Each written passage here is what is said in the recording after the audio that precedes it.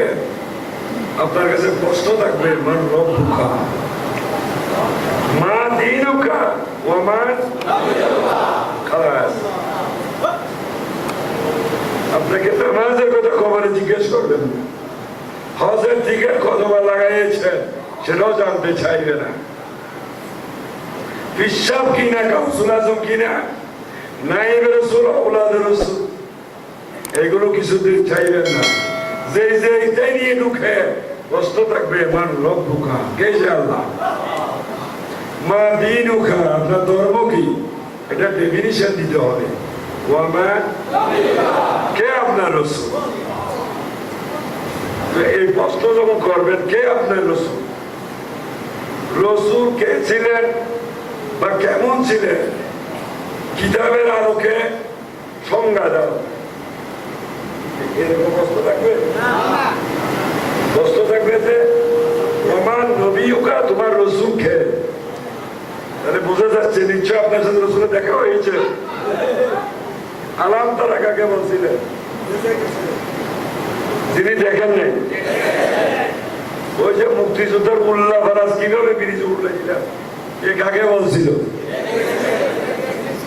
এখন ওমান নবীও কাকে বলবে, রাসূল থেকে এসেছে। এবার আপনি ডিসিশন নেন, যখন আপনাকে কবরে প্রশ্নটা করবে রাসূলের ব্যাখ্যা চাইবে, তা আপনার জীবনে যদি রাসূল না পান তাহলে এখানে কি ব্যাখ্যাটা দিবে, শান্তি হবে না অশান্তি হবে। এই জন্য মিলাদ নবীর মাহফিল করে রাসূল পাওয়া, এই মাহফিলের মধ্যে রাসূল পাওয়ার পথ খুঁজে নিতে হবে। আজকে হলো শিক্ষা, আগামীকাল থেকে কর্ম।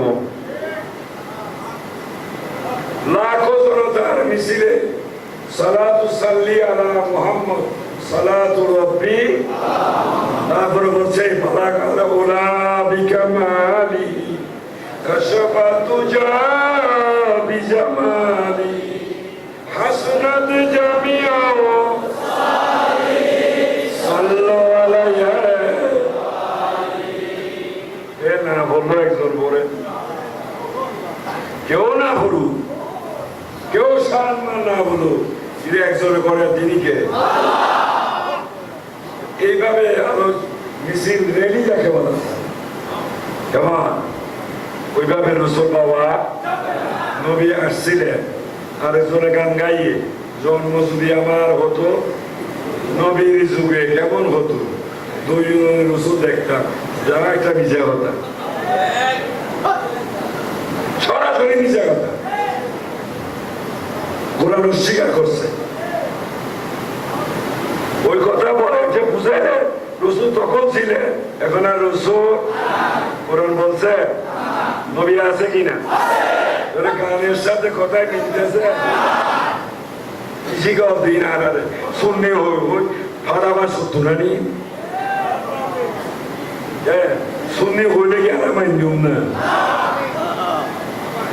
কেমন গান বলতেছেন, জন্ম আমার হতো যদি নবীর যুগে, আর দুঃখই এই যুগত কে জন্ম করলো, আর এখন রাসূল নাই, তার কথার সাথে কোরআনের মিল আছে। আল্লাহ বলতেছেন আন নবিয়্যু আওলা বিল মুমিনিনা, নবী এখনো আছে। তাহলে আমরা কারে দেখছি না, আমরা কারে দেখছি, আমরা কি মৃত্যু কই এখানে আসছি নাকি, আর মৃত্যু না কার মৃত্যু, মিশা হতা বড় জন্ম শেষ করি গেলে এই দেশ কেন সাদাবাজি ধোকাবাজি, যারা দিয়ে আত্মসাৎ করছে সরকার ও ফিসাদি মাজার খানে সাজি আরেক অস্ত্র, মাজার এক অস্ত্র, ফিসা হয়ে আরেক অস্ত্র, দান্দাবাজি নষ্ট করি গেলে এ তৈরি কর। আমার সোচ্ছা আমি আন্দোলন করব সাধারণ মানুষের বিরুদ্ধে নয়, তথাকথিত ওই নামদারি ভিড়ের বিরুদ্ধে। এই বদমাইশ মারাকে খাতে মরবে, যারা ভাত খাইবে এগুলি মাজার কলঙ্ক করে। আব্রাহাম বাদশাহ দাবি ছিল মানুষ আমার কাছে চাইবে, তুমি বাদশাহ কি দিতে না পারি, ঠিক একই কায়দায় বাদশাহ আলমগীর বললেন মানুষ আমার কাছে যাইবে, মাজারওয়ালা কি দিবে? যে বর্তমান স্লোগান বলে না, মাজারে কি যায়, মাজারে কি দেয়? আল্লাহ সুতরাং খানে তুই আর কি দেবি? হ্যাঁ, আর তোর চোখ লই যা তো দেখা যায় মাজারে কি দেয়?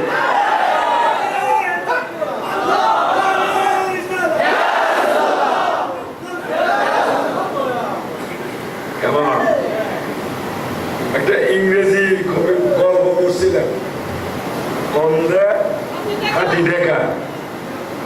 অন্ধে 6 জন অন্ধ গেছিল হাতি দেখতে। আচ্ছা, অন্ধ জীবনে হাতি দেখবে? তো যাইয়া হাতি ধরলেন শরীরে, হাতি মাটি টিভির মতো। আরো জন বাজে কথা বলিও না, হাতি হচ্ছে তাল গাছের মতো, উঠে ধরছে শরীর ধরছিল, এ ধরছে। আর তো বাজে কথা, হাতি হলো রশির মতো। কি ধরছে? আরেকজন বললো কারো কথা সত্য না, হাতি হয়েছে কুলার মতো। আরেকজন বলতো কেউ কথা করতো না, হাতি হয়েছে কলা গাছের মতো। এখন সবাই অন্তর রাখলে তো মারামারি লেগে। চট্টগ্রামের এক কবি গান গাইলেন, নুরুল আলম কুতুবী।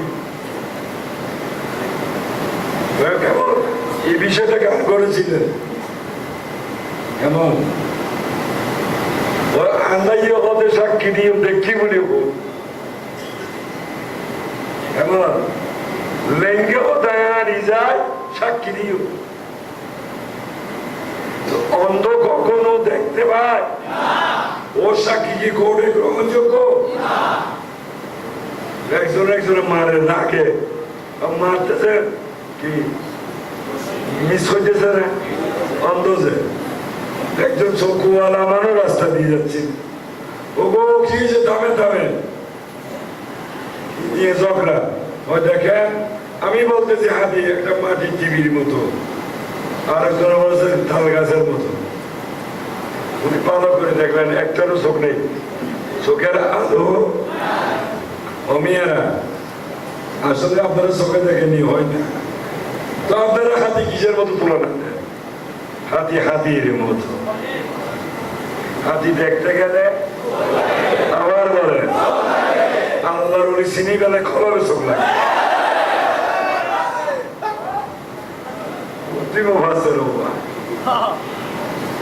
কোরআন শরীফে ওলি চিনি না। এই জন্য আল্লাহর ওলি সাহাবার জন্য, বুঝার জন্য একটা পরিশুদ্ধ খবর, যে কলম পরিশুদ্ধতা, আবর্জনা পাপ মুক্ত, ওই ধরনের একটা কলম লাগবে। ওইটা নিয়ে যান আল্লাহর ওলি।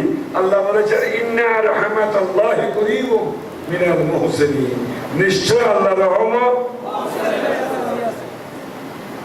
আপনি ওই কলমটা নিয়ে যান, লাগান না হোক, দেখবেন যখন ফায়েজ ছাড়ি দেয় তখন আপনি বলবেন এটা মারা গেছে।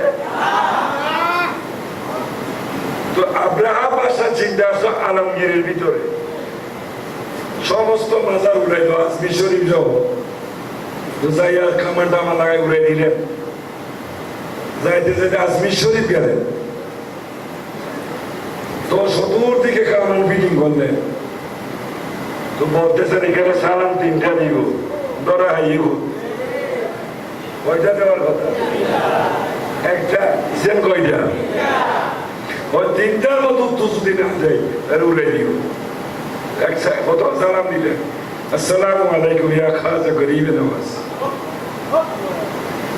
আবার দিলেন উত্তর নেই। 2 নম্বর, 3 নম্বরে দেওয়ার সময় মানুষ যখন দৌড়ে এসে হাঁপাইতে থাকে, ওসব কথাগুলো কি থাকে পরিষ্কার না, কাবা কাবা। ও উত্তর দিলেন কাবা কাবা গলায়, ওয়ালাইকুম আসসালাম ইয়া হুজ্জত আলম। কবর থেকে আওয়াজ দিছে, মারা গেছে? মেরা মানুষ কথা বলতে পারে? তো বাদশাহ বলতেছে আমাকে হুজ্জত বললেন যে হুজ্জত মানে অধৈর্য। তুমি এতগুলো মাজার বাংলা কেন? ওনারা সালামের উত্তর দেয় নাই। ও বাদশাহ, তুমি যদি কোথাও সফরে যাও, কোনো কনফারেন্সে থাকো, বাদশার দরবারে গিয়ে তুমি বাদশাকে খুঁজে পাবে হয় না, কারণ আমি একটা কনফারেন্সে আছি। তো যত ওরিয়ার মাজার মানছো আমি সহ সবাই রসুলের দরবার কনফারেন্স চলতেছে, আমরা ওখানেই ছিলাম। তুমি একটা সালাম দিয়ে ভাঙাই দিলা, আমার তো বাগদা যদি তিনটা না দিতে, আমি ওখান থেকে খুব দ্রুত বেগে আসতে হয়েছি, এই জন্য তোমাকে হুজ্জত বলেছি। তো বাদশার কাছে প্রমাণ হলো কিনা, করিবে না আছে কি নাই, এই জন্য বাদশা তার কৃতজ্ঞতা স্বীকার করে এক মণ স্বর্ণ দিয়ে একটা তাজ বানাই। হুজুর করিবেন আজম নামাজের মাজার উপর গম্বুজ শরীফ আছে না, গম্বুজের উপর দেখবেন একটা স্বর্ণের তাজ, হয় মণ স্বর্ণ, এটা বাদশা আলমগীর বানাই দিলেন। তো আল্লাহর ওলিদের মাজার ভাঙা সহজ, তো যে নিয়ম হলো ভেঙে দাও, কারণ যেটা মাজার না, মাজার বানায় ডাক্তার করবে, এই মাজারের কোনো দরকার নাই। আগে ক্লিয়ার হতে হবে উনি আছেন কিনা, কারণ তারা কোন রসুল? নাইবে রসুল। নবীকে হযরত ইবনে রেফাই সালাম দিয়ে উত্তর পাইছিলেন কিনা? শুধু উত্তর দিয়েছিলেন? আল্লাহ রসুল হাত মোবারক বের করছিলেন কিনা? হাজার বছর পরে ইরাকের জমিনে কুর্দিস্তান নামে একটা জায়গা, হযরতে আবু সালেহ কুর্দি রাহমাতুল্লাহ আলাইহি এই ধরনের বদাকিদা বন্ধে এক গিয়ে খারাপ মন্তব্য করলেন, আর সাথে সাথে আবু সালেহ কুর্দি রাহমাতুল্লাহ আলাইহি কবর শরীফ থেকে এক লাথি মারছিলেন, যার কদম মোবারক এখনো বাইরে আছে। অসংখ্য। এই জন্য আল্লাহর ওলিরা তাদের দূষণ হলে, আর আউলিয়ারা নামাজ কমাইছিলেন, আর বর্তমান যারা ওলি বিরোধী তারা নামাজকে বেশি পড়ে না কম পড়ে। আমার মনে হয় তারা সুদ ঘুষ মদ শরাবে লিপ্ত থাকার ইচ্ছা ছিল, এই আল্লাহর ওলিরা এসে তাদেরকে বেজাল করলেন, মদের থেকে বাঁচাই দিলেন। এই হিংসায় আজকে তারা মাজার ভাঙা ষড়যন্ত্র। তবে কোথায় দরবার আজম থেকে একটা মেসেজ দিচ্ছি, শীত বেশি দিন থাকে না, বর্ষা আজকে দুনিয়ার ফয়সালা দেখে। বাংলাদেশে প্রতাপশালী বাদশা কোথায় গেছে? আল্লাহ বলেছেন ইন্না বাদশা রব্বিকা লাশাদীদ। ও শিয়ানার ভুয়াই, বেশি দিন নয়, ইনুস গেলে তোমারও নাই যাবে, খেয়াল রাখবে।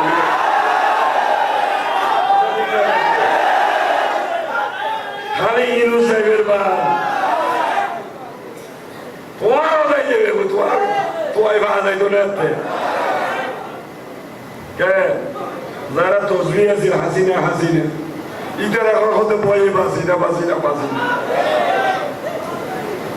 যারা তসবি আছিল রাত সারি নাই হাসিনা, তোমার আছে না ব্যাগ করি করলেই। আমি কারো বিরোধী করি না, আমি রাজনীতি করি না, আর রাজনীতি বুঝি না, দল করি। কি করি? দল করি, রাজনীতি করি না। তো দল মানে আওয়ামী লীগ, বিএনপি, জাতীয় পার্টি, জামাত ইসলাম, মিল্লাতে রাসূলুল্লাহ। আওয়ামী লীগের প্রণেতাকে শেখ মুজিবুর রহমান ব্যঙ্গ করে না, বলবে না তোমার দল নিয়মিত কষ্টের দলের নাম। শেখ মুজিব থেকে যত নেতা মারা গেছে তাদেরকে কবরে রাখা সম্ভব ছিল বিসমিল্লাহ আলা মিল্লাত আওয়ামী লীগ। বিএনপি যারা করছে জিয়াউর রহমান বিসমিল্লাহ মিল্লাতে জিয়াউর রহমান, বিএনপি, জাতীয়বাদী, জামাত ইসলামের যারা মারা যায় বা সুন্নি যারা আহলে সুন্নাত ওয়াল জামাত, তারা কি এই নামে নামে দাফন করে? মিল্লাতে মরনা তেরি গলি মে, जीना तेरी गली में, हयात तेरी गली में, मौत तुम दीन न देखा, कुछ भी न देखा, मोहम्मद का रोज़ा जन्नत से आला, জান্নাতের নকশা না হোক, জান্নাত এক জিনিস, রসুল এটা আরেক জিনিস। মুহাম্মদ কি রওজা, জান্নাত সে আলা, আরো বালা। যাক, রসুল আমাদের জন্য রহমত নিয়ে এসেছে। আমাদের প্রত্যেকের জীবনকে আল্লাহমুখী যদি করতে চায়, আল্লাহ বানিয়েছেন আল্লাহর ইবাদত করার জন্য। আর ইবাদতের সার্থকতা হলো আপনি আমি যেন মুসলমান হতে পারি। আর এই যে আমরা কলমা পড়ে নামাজ শিখে যখন নামাজে দাঁড়াইলাম, ইন্নী ওয়াজহাতু ওয়াজহিয়া লিল্লাযী ফাতারাস সামাওয়াতি ওয়াল আরদ হানিফা ওয়া মা আনা মিনাল মুশরিকিন ওয়াত্তাখিযু মিন মুকামে ইব্রাহিম মুসাল্লা।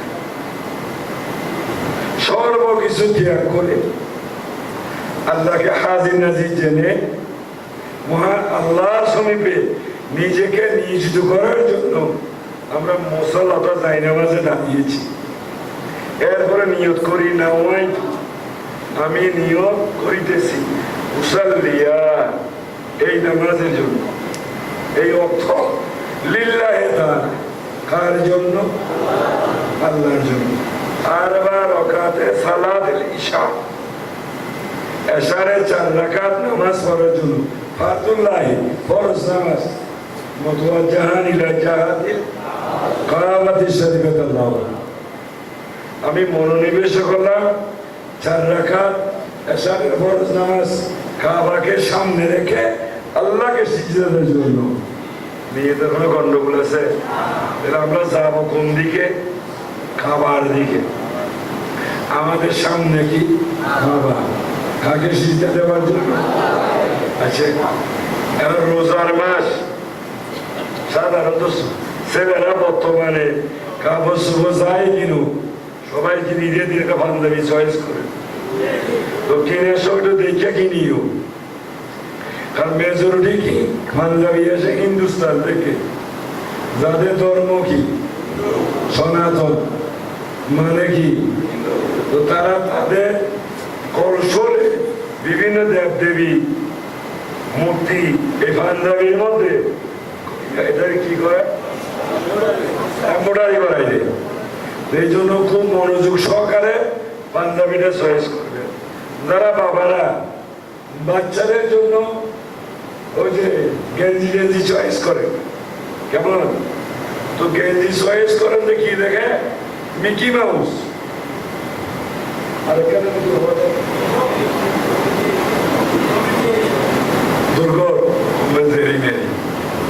কিন্তু এখানে কৌশলে শুয়ারের চেহারা বসাই, কথা ঠিক না?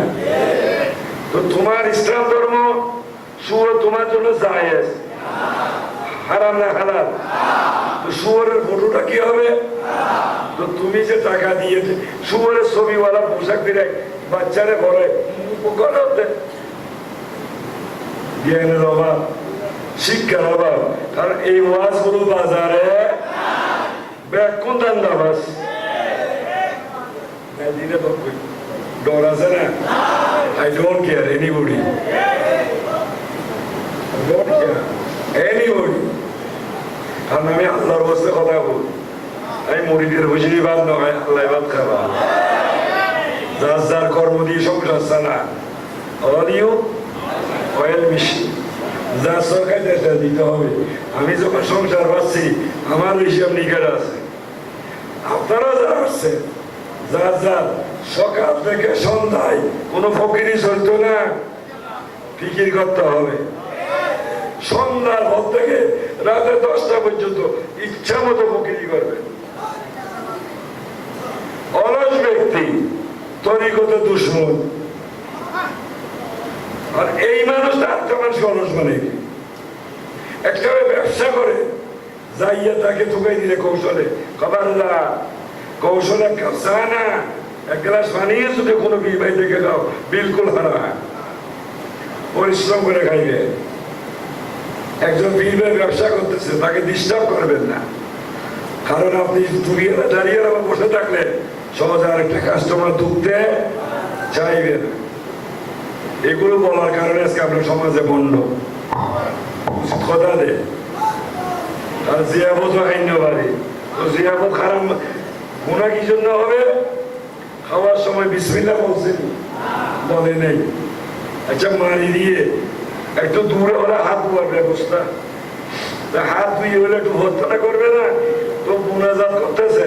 ও ডাইনে যদি আপনার লবণ বেশি দিত সনটাই নলার চুলের মধ্যে যদি একটু ঠক বাড়াই দিত আরো সার্গ কম যাইত, আর রমজানের এখনই মোনাজাত করে দিত। খাইনি মোনাজাত করতেছে খাইয়া, এটা কি মোনাজাত? আলোচনা না সমালোচনা? খবরদার জিয়াবত যারা খান আগে নিজেকে দেখবেন যে দোয়া করার অভ্যাস আছে কিনা। যদি অভ্যাস না থাকে চাইবে দেওয়া, যিনি দেওয়া দিয়েছেন খাইলেন, হাসরের মাঠে ভুলছেরা তার গোড়ায় উনি দাঁড়িয়ে থাকবেন এই দাবি আদায় করার জন্য। আমার মুরব্বীদের জিয়াবত করেছিলাম, খাইছিলেন? খাইছি। তো দোয়ার উদ্দেশ্যে দোয়াটা করছিলেন? করি নাই, বলে আর বুঝতে হলো না, চুলা দিয়ে দিয়েছেন। ওখানে খানার ব্যবস্থা আসেনি? কি এর ব্যবস্থা? আরে কি ব্যবস্থা? ওইখানে টিফিন গাড়ি আছে, রিটার্ন দেওয়া যাবে। তবে দাবি যখন করছে দিতে হবে, সেটা আপনার নেকামত। তো ফারা ফারের জন্য লাগবে কয়া না, এখন আছে বুঝি দশা না, শর্ট কয়া না, ছয়া না, দিলের কতন দিয়া না, আছে কোয়া। এখন কি বাঁচলেন না বাঁচলেন? তো জিয়াবত খন বালা না নহন বালা? কেমন দোয়া দৌড় যাই বললেন, আগে খাওয়ার আগে চেক করবেন খানাটা হালাল কি না। সমাজের নেতা হলো খানা লাগাইও, আর ম্যাক্সিমাম নেতার ইনকাম হারাম। ম্যাক্সিমাম নেতার ইনকাম হারাম। বেশি দলিল করে খাইতে যাইও না, এটাও 3 নম্বর। এটা কি হন পালা হাওয়া বালা না, না হাওয়া বালা 1 হপ্তাহ খানা, আর আপনার কলম 1000 খাবার চাইতো বেহার। কোন কলম? যেই কলম রাত দিন আল্লাহ জিকির করতেছে। এই সামান্য খানা খাইয়া কলমটাকে মেরে ফেলবেন না। উদার অনুরোধ, খানা দেখলেই জিব্বার বাণী ধরে চিরন্তন। তবে যদি উনি হতে চান জিব্বাকে সংযত করতে যাক। আজকের মিলাদুন নবীর মূল বিষয় হলো নবীর আত্মপ্রকাশ। কেন রসুল হলেন? যে রসুল যে নিয়ামত নিয়ে আসে, যেটা দরখাস্ত ছিল, আল্লাহুম্মা ইহদিনা সিরাতাল লাযিনা আন'আমতা, তাদের পথে যারা তোমার নিয়ামতে। তো নিয়ামতের মধ্যে ওয়ালাদের মধ্যে রসুল নাই। 1 নম্বরে কে? রসুল। 2 নম্বর সিদ্দিক, 3 নম্বর সুহাদা, 4 নম্বর। ওই 1 নম্বরের মাল কিনতে হবে এখন 4 নম্বর ওয়ালার থেকে। মূল ব্যবসায়ী 6 নম্বর, এখন বর্তমানে কিনতে হবে 4 নম্বর না 4 নম্বর ওয়ালার। 4 নম্বর করলে আবার 40 হয়ে যাব। এখন কিনতে হবে কয় নাম্বার? 4 নাম্বার ওয়ালা থেকে। যারা যারা যারা মিথ্যাবাদী। এই জন্য পীরের কাছে বায়াতের আগে চেক করবেন পীর কি সত্যবাদী না মিথ্যাবাদী। এখন এই তো ভাড়া তুইও ভাড়া, দুই ভাড়া ব্যাপার নিজের আর কি আছে। পীরও ভাড়া তুইও ভাড়া, দুই ভাড়া তোর ব্যাপার ছাড়া তো কিছু নেই। সনাতন ধর্মের বিশ্বাস সারা বছর যাই মাপ করি। কেমন সত্যের মানে বৈশাখ মাসের 1 তারিখ গঙ্গায় গিয়ে যদি একটা ডুব দিতে পারি সমস্ত পাপ মুছে গেছে। আর দেশে ফটিয়া মুসলমান, কোন মুসলমান এখন বিশ্বাস দরবারে যে গরুকে দিতে পারলে মনে করলো যে জিন্দিগির গুণে মা বড় করে ভালো বুঝবি। এই প্রথাগুলো তরিকতের বাজার ধ্বংস করে দিয়েছে। কাজে এই সমস্ত পীর যদি থাকে তাহলে শয়তানেরও সুযোগ কম পাবে। কেমন আমাদের জীবনে একজন নাইবে রাসূলের দরকার। আওলাদ রাসূল কি পীর হবে না? হবে। কিন্তু পীরের বাজারে আওলাদ রাসূল বলতে কিছু নাই, এখানে নাইবে রাসূল লাগবে। অর্থাৎ রাসূলের কাজ পীরে করে। নবী যে পদ্ধতিতে কলমাটা রহমতটা আমল থেকে শুরু করে আবু সুফিয়ান যাদের, তারপরে তাহিয়াতুল কালবি যাদের হৃদয়ে দিয়ে একটা খারাপ মানুষকে একটা ফ্রেশ মানুষ বানিয়ে দিলেন, তিনি নাইবে রাসূল। যার সহবতে গেলে ঢুকে শরাবি বের হয় আউলিয়া, ডাকে শরাবি ঢুকে শরাবি, খারাপ কিন্তু বের হয় যে এরাই হলো কোন রাসূল। কারো বিদ্বেষ নেই আমার। আর আমরা জাতি আজকে বড়ই ক্ষতিগ্রস্ত। কেউ রাজনৈতিক শিকার, কেউ সামাজিক শিকার, কেউ বা ধর্ম দিয়ে শিকার। অতএব আমার আলোচনা হলো আজকের এই মিলাদ নবী মাহফিলের মধ্য দিয়ে বসে থাকার সময় যেহেতু মৃত্যু আসবে না, তবে মৃত্যুর আগে কি হতে হবে? মুসলমান হতে হবে। মুসলমান হতে গেলে আল্লাহ রহমত লাগবে, রহমত নিতে গেলে রসুল লাগবে। তাই আমাদেরকে বুঝতে হবে বর্তমানে রসুল কোথায়। কোরআন লোকেশন দিয়েছে মুমিনে জানে চাইতো।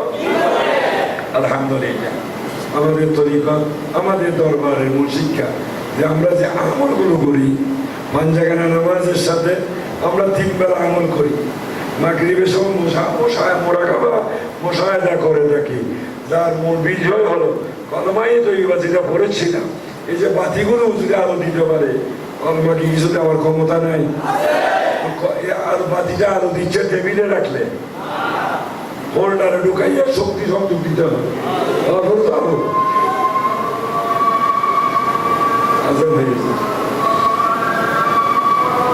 আমার ওয়াজও শেষ, জামাতে নামাজ হবে, তারপরে বিদায়।